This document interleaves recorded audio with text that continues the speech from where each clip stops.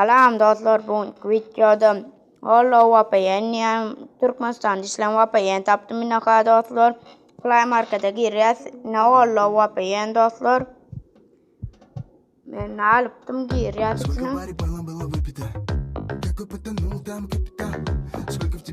Dostlar ne reklam ayırdı. Hatta ne dostlar şuna dugma tutpa yurdu. Nam Germanya o yazpa bir o. Şu Germanya. Ondan dostlar buradan batanga dişleme şu network poster wifi protector yani basıyat dostlar. Kanala da worklife kasmanam yattan çıkarbang dostlar. YouTube bir bölüm. Yine dostlar YouTube'am güzel açıp dur. Naka dostlar.